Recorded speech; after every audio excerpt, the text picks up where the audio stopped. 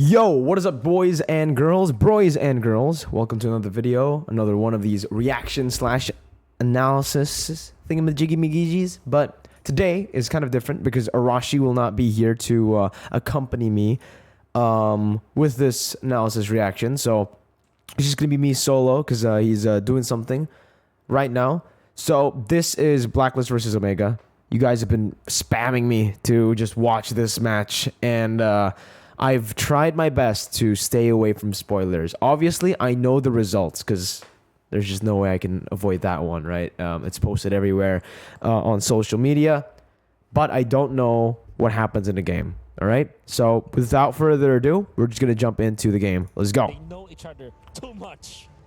And honestly, yeah, anything you throw across the board, again, it's just going to come down to... All right. Here's how well they know each other.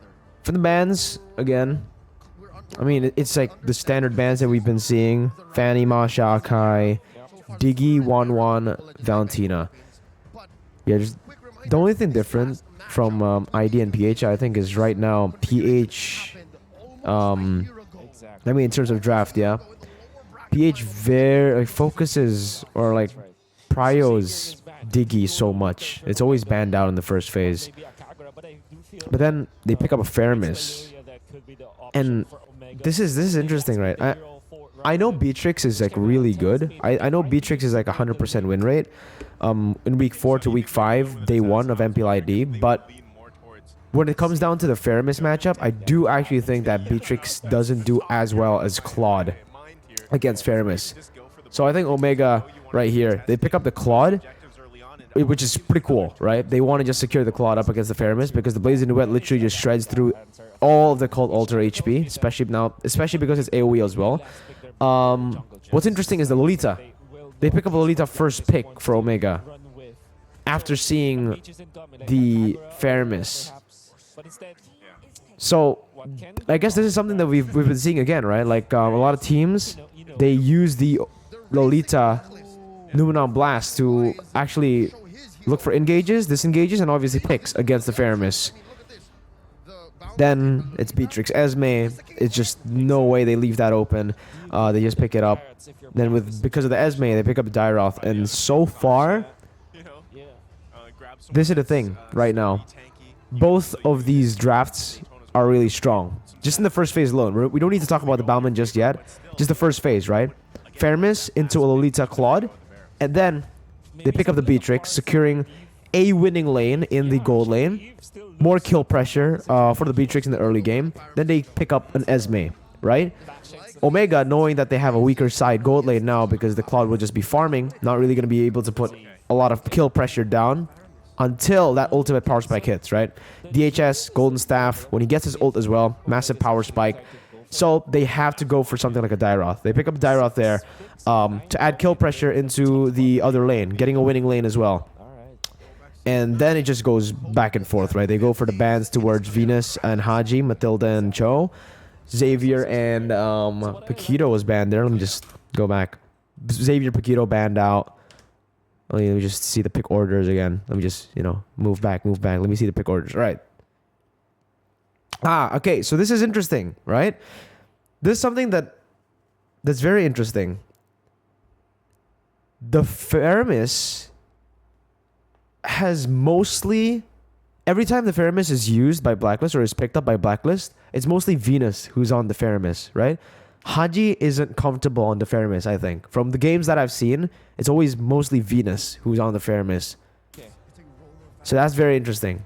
They pick up Haji's hero, so they're forcing the Faramis to go to the roam position. They pick up a Baxia.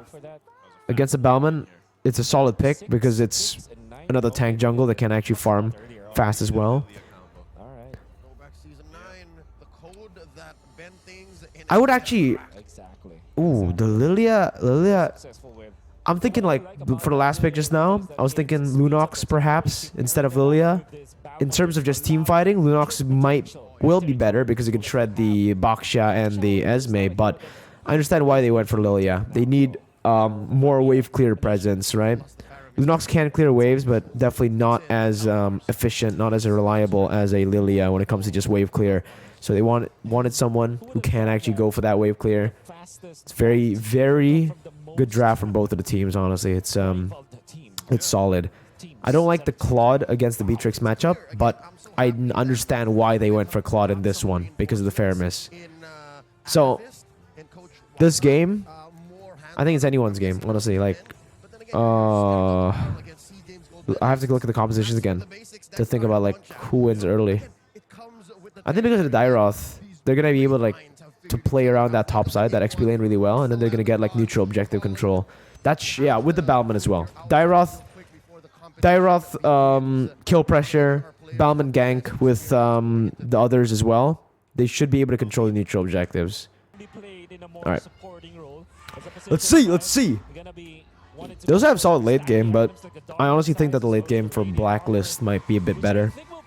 Eve, Beatrix, Esme, and they also have like easy peel because of the fair miss. So let's see. Yeah. Emblems. Nothing too crazy in the emblem department. Edward went for Avarice. Wants to get that power spike a bit sooner. Yeah, they're literally just forcing each other here. Both Haji went for sprint up against this comp. And there you go, early on already. Like I said, that control over the neutral objective, right? No neutral objective just yet. They got the lethal wanderer, but wise, very smart pathing there. Very smart pathing. Took the purple buff. That was really very smart. Very smart. He knows that he's gonna go for lethal, so he just might as well, right? Might as well just go for the purple buff. Very, very good pathing by Wise, man. Oh, this is, dude. Oh my god. Yeah, again, 1v1 in lane, Dairoth should win against Esme, but when you're roamer or when you're jungler paths like this on the Baksha, I think when it comes to Baksha jungle, Wise is definitely the best in the world, right? Because he's just such a smart jungler. In terms of pathing and rotations, if you understand how to path and how to rotate to the level of Wise, Baksha is your best hero. That's why I think he's always comfortable on the Baksha, right? His Baksha is really good because of that. He literally utilizes the Baksha's utmost potential. And because, oh my god, it's just brilliant. Like because of his gank early on, all because of his pathing, taking the purple buff, he's able to win Edward's lane for him by coming down. And now they have a little bit more pressure, and Omega are forced to back up. But they gotta be careful because their team fights rely on like those abilities. Once those abilities are gone, like the real world inflation, Omega actually win out in the prolonged fights, and that's exactly what happens. Boom. Good positioning too, though. Good response by Omega and good execution. They know that they can take the longer fights, so losing one man is fine. Renzio just spammed all of his abilities. He just wanted to get every single damage ability out there so that he can die in peace, right? He can die knowing that he has done enough. He's done all that he could. Leave it up to the team. Good trade, good trade. Yeah, this is just something crazy that I've been like I've realized. Kelra, holy, this man is a monster, dude. Beatrix Claude should be Beatrix who wins the lane like early on, yeah, before level 4. But if you've been paying attention to that map, Claude was winning. It's not Oheb's fault. It's just Kelra's too good, man. Good black shoes pop again because of Wise's roam. They're not fully committing to these things just yet. They know they're lacking a little bit of damage here, but they're able to get resources. Whether that's And again, this is something that happened to me many times in my ranked games. As a jungler, when I go and help to clear mid early on before the 5th minute, they're all like, "Hey, don't take my gold, don't take my XP." Guys, your jungler doesn't take gold or XP. The new jungle retribution on your boots that you buy, it's literally like it's literally like a roamer item. So before the 5th minute, the jungler will not take or soak in any XP or gold from your lane. When they help you clear, you get all of the gold and XP. So let them clear. It's to help go for the next neutral objectives. All right.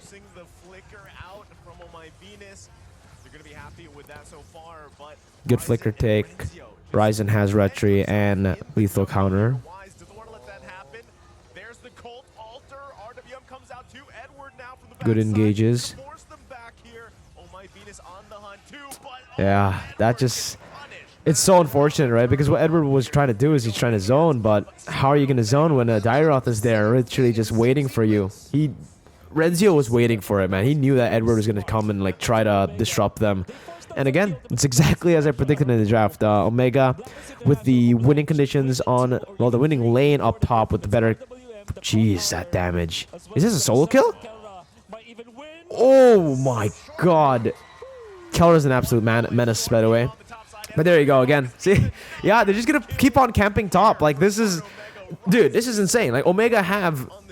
Kelra is supposed to be the losing lane right here, alright? He's the weak side of the map because Omega aren't playing towards the bottom side. They're playing towards the top side, and Kelra's still winning. So, man, I think it's also because that Blacklist haven't been playing with the Beatrix. They've been trying to contest that losing lane up top, and because of that, you know, they're losing hard there. But finally here, they rotate down below.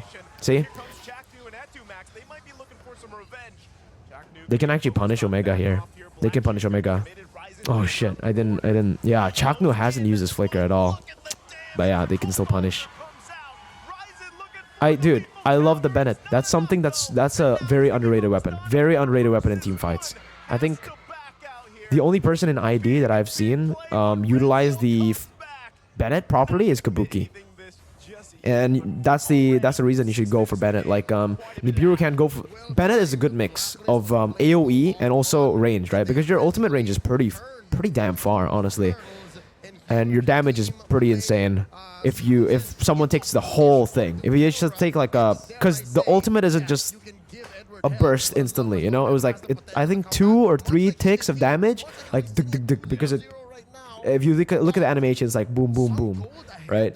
So if a person takes all 3 or 2, I don't know exactly. Oh, that's a lot of damage. And Etumax felt that damage, bro. But yeah, neutral objective control is just not going to be... yeah, they can't do anything. And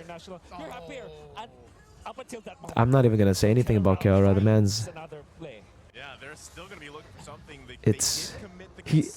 Okay, like, if you look at that play, you're probably just gonna be like, dude, Claude can do that, like, level 9. Yes, he can, but the fact that he's getting to this power spike so fast early on as a weak side laner is insane. His laning, and probably his last hits, the way he plays the lane, the way he uses every one of his abilities to proc that Avarice so that he can get the power spike this early on, because he got the golden staff already. That's insane.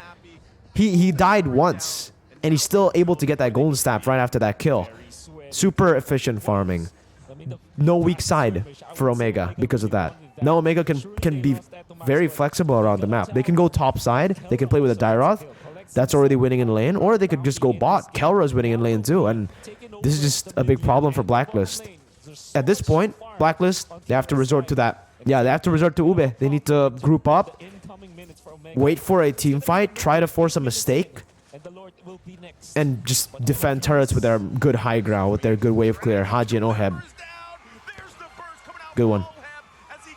Yeah, one of the weaknesses for Omega's composition here is they don't really have that much siege.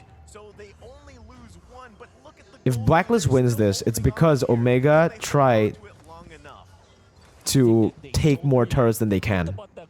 Yeah. Look at the range. Siege potential. Okay, if you guys don't know what a siege is, siege... Well, you can Google the meaning of siege. It's basically the same. Siege is a phrase you use back in the day, in the medieval days, to take down the castle without fighting, without going to war, right? So they just surround the castle, they destroy it bit by bit, and in the end, the castle falls and they take over, right? So that's the same thing here. They'll do it to the base. They'll slowly hit it and get it. Like this. They're sieging the turret, right? They're avoiding the team fight, but Blacklist are forcing it. Nah, there you go. See, they're having trouble sieging turrets down. It's not going to be easy with It should be easy if there's no Faramis, because the Yve will be so vulnerable. Like this. Holy shit, Kelra. Dude. Nah, holy shit. You know what? I actually think... Oh my god. Kelra. team fight. Yes, Omega did Yeah. concede a few lives, but Omega, they played that perfectly. Again, they're thinking 2 steps ahead. Like I just mentioned that in terms of siege, they're not gonna win. They're not gonna win just by sieging the base turret or the turrets because their range is quite low. They can be punished by Blacklist better range and longer range and their better wave clear. But they use the turret mid to actually bait, and they are always pulling back in these team fights. They're forcing Blacklist International to keep going for those team fights because Blacklist needs to find that one burst. And remember what I said in the beginning, Omega, they want prolonged team fights. So if they pull back like that and Blacklist don't chase, they're going to lose out in the lore just now. If they chase, it's a 50-50. They can flip it out. Omega has the advantage there when it comes to those prolonged fights. So it's, again, it's another level of that forced error that they're doing, right? Because they're one man down just now. Itomax was actually taken down, but didn't matter. Oh, because he baited enough abilities, enough resources from Blacklist before he actually died. So Omega can turn it around with Kelra having his ultimate, and obviously, it's all because Kelra got a lot of small victories in the gold lane. He got that power spike super early, and now I think there in the team fight, you saw the damage was just right here as well. Oh my god, the cult altar just melts. It doesn't even... What? The ultimate's just gone. Dude, VEENUS pops it and it's instantly gone. Right as she pops it, it's gone. Kelra's a monster, dude. Oh my god. 2 levels ahead of Oheb. And Oheb is on his signature. On a Beatrix. Is just on fire right now. They're shot calling and the way that they have synced together. Good follow-up too, though. It's not just Kelra, because if Kelra just jumped in there with no follow-up, he'd be dead. But god damn, Omega plays so well, like, around Kelra. Kelra's the main playmaker when it comes to these team fights, and Omega know exactly how to enable it. God damn, that was nasty, dude.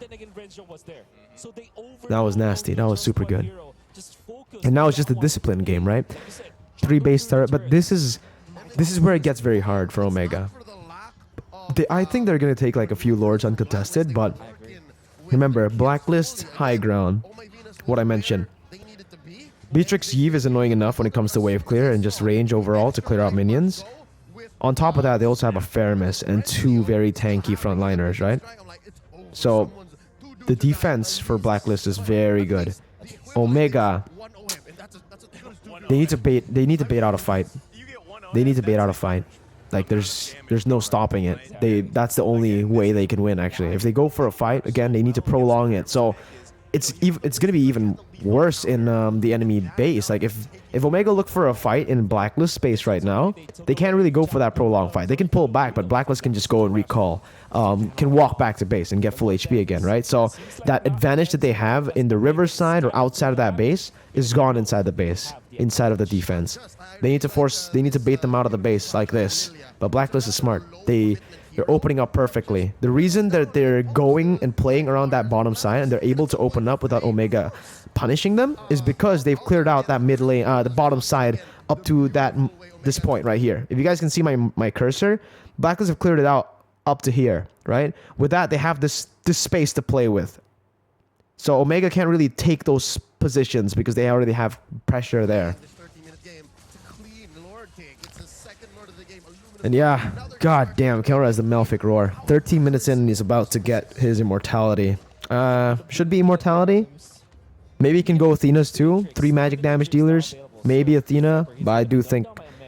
Athena will be actually pretty solid here because I think... I don't know. As a Claude, I think immortality is more worth, actually. Never mind. Yeah, I think so. Let's see. Yeah, he goes for Emo. Offensive/defensive items through the war axe and of course the twilight armor from Let's see how... Yeah, there you go. Bennett. Use the Bennett, clear it out already. Enhanced Lord, gone, just like that. Now it's gone. VEENUS is in front, waiting for it. Nibiru ult. And then they go bot side, clearing it out, isolating. Kelra pops ult, but again, see? They cannot jump in like that. Oh, wow. They can't jump in like that, but they can find Wise. I wasn't looking at Wise. Why was he all the way there? Whoa. It's still a good defense though by Blacklist, but you can tell, right? Omega can't really go for those dives anymore. I think it's because of Wise. Yeah, Omega didn't jump in. See? Yeah, no. Prolonged fights. Remember what I said? They can't really just. Well, you know, okay, think about it this way, right? Claude technically isn't a prolonged team fighter. He wants to go and get that burst, but they need to bait all the Blacklist abilities out first for Claude to actually be able to burst them down. That's why Kelra, every single time he comes in the end, or when he engages and gets all that Cult Alter, they win, right? Those are the scenarios. If Blacklist can't respond and Blacklist can't CC Kelra or dish out damage to Kelra, then Omega win. But if that happens just now, Kelra couldn't jump in. Blacklist will win.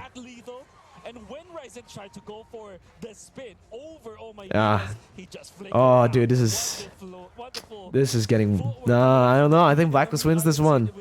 I know Blacklist wins 2-1. No, I think Omega wins 2-1. But that means this game, or maybe next game. I don't know. Blacklist coming into the late game.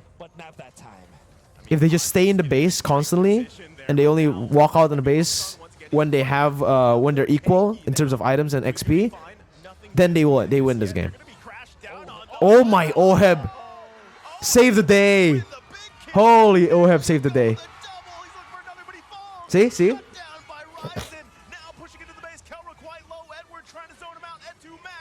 Yeah, they're taking the fights that are coming in from Omega. The past two team fights were the ones that I said just now. The ones where they couldn't actually maximize Kelra because it's just such an instant fight. And obviously, when it comes to just pure burst, Oheb on that shotgun, it's tough. If you go for a head-to-head clash, Blacklist can just burst you down with their comp. Omega needs to like kite it back for a bit. They have to wait for the Cult Alter to pop before Kelra can actually wipe them out. That was also just really good by Oheb. Really good by Oheb. Oheb was insane there. My god. Like, Chaknu would have killed VEENUS. Or would have stunned him. Her. Now it's a setup game. Dude, bottom side slow pushed. Very good by Blacklist. Anyway, who set that slow push up? I'm very curious. Who set that slow push up? Oh, okay. So the slow push down below is set up by just, again, this is wave manipulation 101, right? No one set it up. It's just because slow push from Omega was coming in the bottom side, and it kept on pushing until the turret. It actually built up to a slow push for Blacklist because the turret was killing the minions, and then it built back up for Blacklist, and that's why they have a slow push going. And very smart by Blacklist too. They didn't instantly just clear out that bottom side wave. They ignored it because they knew it was going to slow push back to Omega. Then they go back to the mid. They only need to care about mid and top. And obviously Renzio notices that. He needs to go bot. He needs to take care of that slow push. Very good. Oh my god. Very... Woo! That little thing, you know, that little thing is super impressive. Because they left the lane. They looked at it. Oh, it's a slow push building for us? Alright, we don't need to do anything. But now, because it's cleared out, Edward moved, right? Moves back. Super smart. And he's probably going to build another slow push. I don't know if... I think, yeah, he can go for... Yeah, he just... There you go. He does it. He does it. And then Renzio has to go back down because it's slow pushing to Omega. Dude, the chess match. The chess match when it comes to wave manipulation. Beautiful. Just Edward and Renzio dueling it out on the bottom side to get pressure for their team. Oh, that's bad. What happened there? How did Kelra get that much damage on him? Soaked in. Edward's again, he's not shoving bot. He's just letting it slow push again. And this time Omega take advantage of it. Oh. Nice. Oh my god. Okay, Chaknu. God damn! Oh, no, I gotta replay that. Okay, let's dissect what happened here, boys and girls. Again, Edward just came in, right? So that's one frontliner that's not in the front line yet. Now he is. But because Edward came in late, I believe, they weren't able to take control of this push up until this moment, right? So Chaknu just used that And he was like, let's go, let's go. Pops in that flicker. Oh my god, he went from here to here. Whoa, what? That's pretty far for a flicker. Did he get the... Wow, alright, yeah. From here to here, okay. No, that was just beautiful. Beautiful. Beautiful. No, that was amazing. That was just amazing, man. I think this match right here is a bit better than...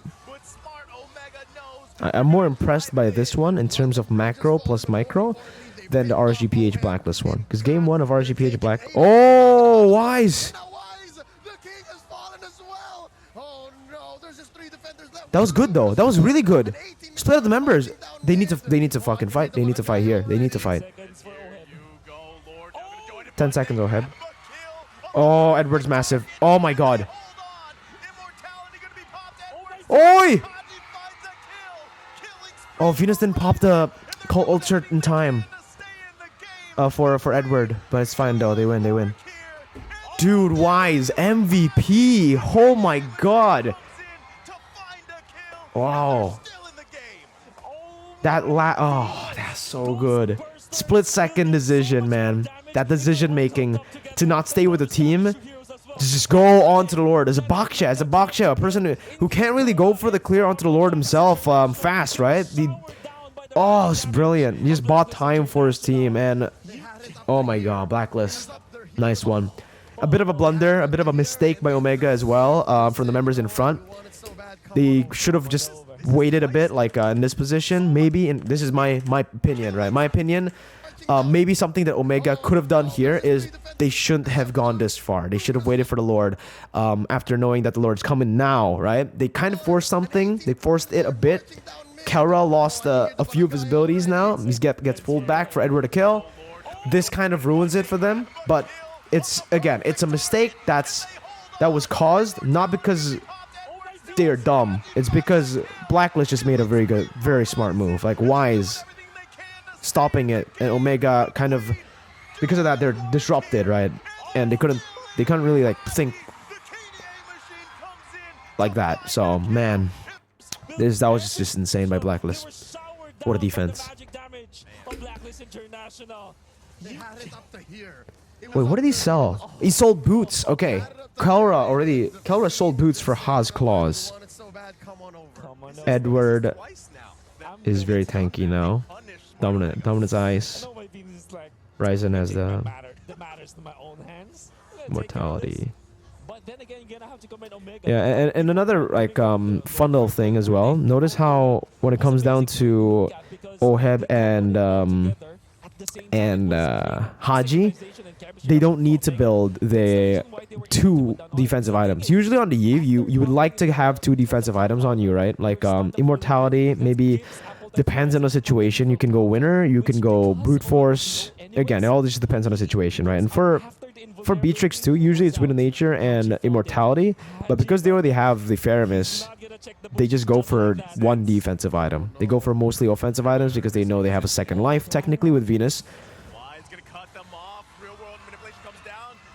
I don't know about this. Kelra, yeah. If Blacklist can't find Kelra in their engages, or if they cannot like zone Kelra away from the team fight, they're going to lose. Kelra is the main winning condition for Omega. If Kelra gets the ult to the back line without getting disrupted, is GG. Almost.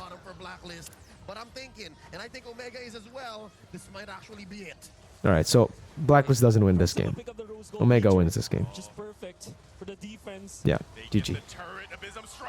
Oof. GG. Edward gone too. Oh shit, I forgot about Faramis passive. GG though. Oheb's done. It was a nice try though, like Blacklist really...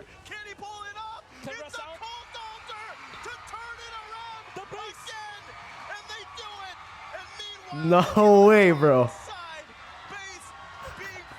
I was ready to end the video.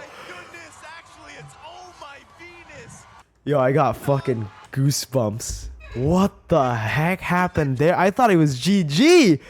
Dude, Faramis is OP because of the passive. Remember, I thought she was dead here. She got clapped like by the lethal counter. Boom. Well, not by Renziel. Boom. For the defense. They get the turn. And then, well, and then she just respawns with the passive. Boom. Edward dies here, and I thought that sealed the deal, right? There's no way OHEB 1v5s. Then I saw VEENUS, but VEENUS is alive. Take him down. like, The queen is up. Can they turn it around? oh, dude, can you? Oh my God, guys, look at this moment right here. If Omega went for VEENUS first instead of OHEB, they would have won the game. Big target. Immortality gonna be popped for runs. Oh my God, he's 1 HP. He's 1 HP. Holy shit. Oh my Lord. What the heck? That was beautiful.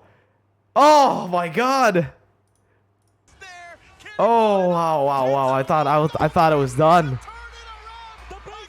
Oh, dude. Do it. And meanwhile, look at Yo. the top side base What a game. focused on.